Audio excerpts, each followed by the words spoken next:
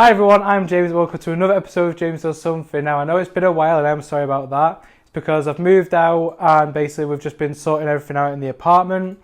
But without further ado, today, I've seen this a lot actually on Facebook popping up, and it's a Nexar Dashcam. Now I'm getting a new car very soon, fingers crossed. And one of the things I want is a new dashcam, because mine at the moment, whenever I brake, it's like falling off because it's only attached by like a little sort of clip thing, so I wanted an upgrade.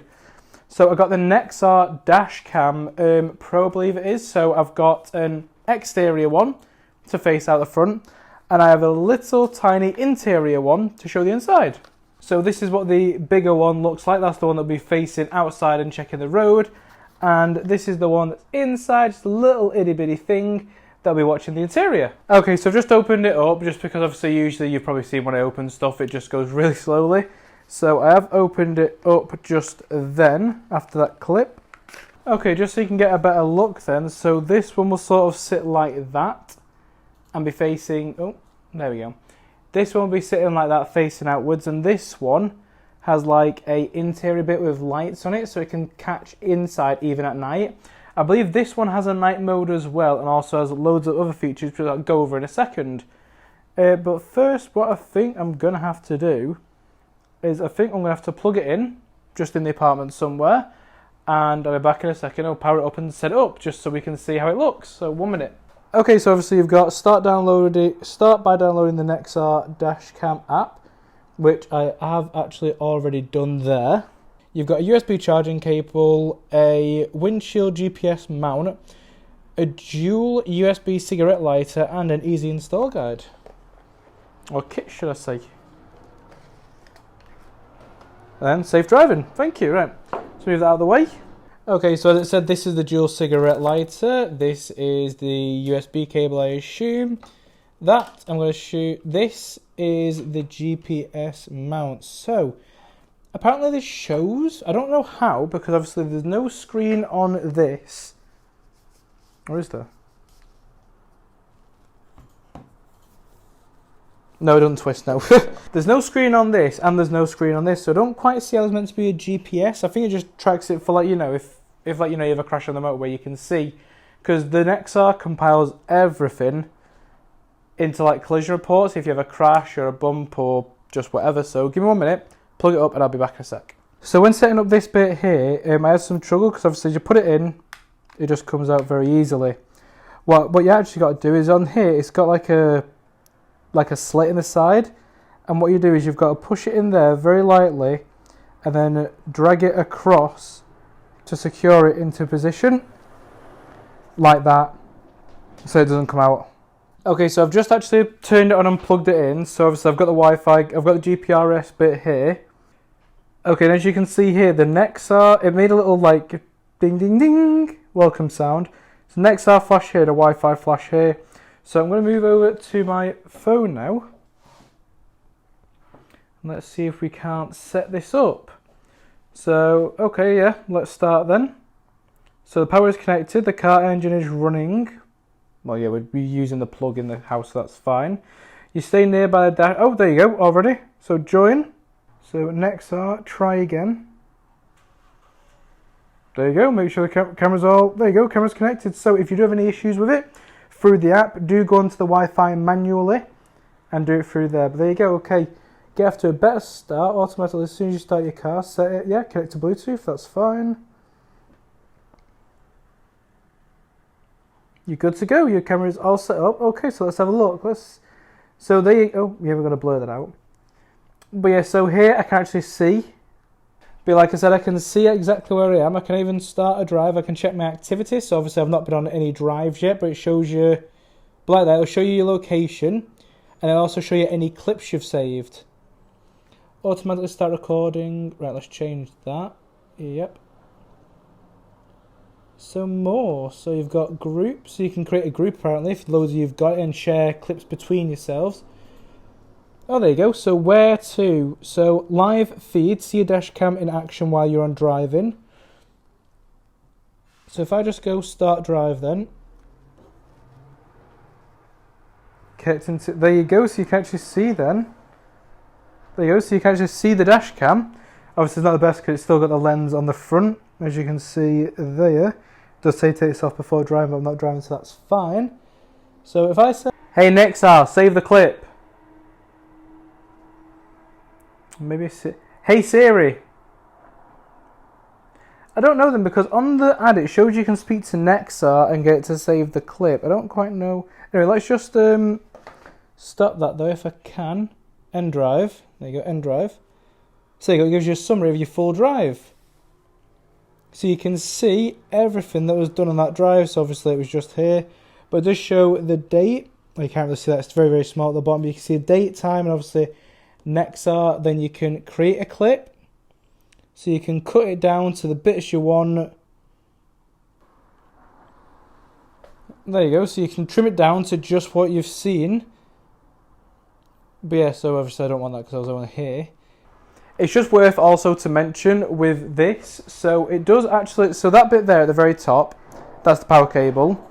And this is the plug for the GPS, which obviously we saw, you didn't see because it's blurred out, but that's where it can track the motion. Then obviously what you've done is you've routed it through here, the very top, so that would usually go straight into the camera, but because I got the Pro with the GPS, which I don't really know if there's that much difference, but yeah, so it's run through there and then goes here. And obviously you just stick it on, because suction cups last, so you stick it on there, and the camera will be facing the front. Okay, so just in the process of trying to get the little one working as well, I went to go unplug it and I realised it actually plugs into the dash cam directly.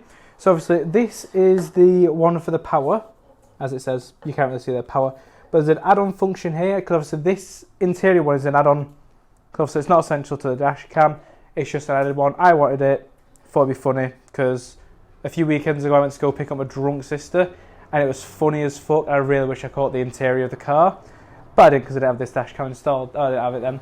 But anyway, so if I plug this in then you'll hear a sound as well. Wait for it. That's going to be annoying every single time I get in the car, but at least I know it'll be working. And then, like I said, I've plugged this into the add-on bit. So there's no lights yet, but then there is also a extra one here. So obviously I peel off the adhesive, and then you slide that into there like with the other one, and it sticks. Okay, so just to show you guys then the inside camera that turned on. So obviously I'm not driving, but I'll press start drive. So obviously it's connected to the Nexar Dashcam, which is this big one.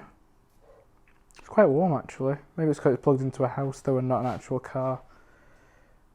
There we go. So it's on the Nexar Dashcam now, and then oh, that's the other one actually. Right, okay, let's change that. So yeah, so this now is the interior. This is the outside one, and then if you see here, there's a little like flip camera button. And this is the little one.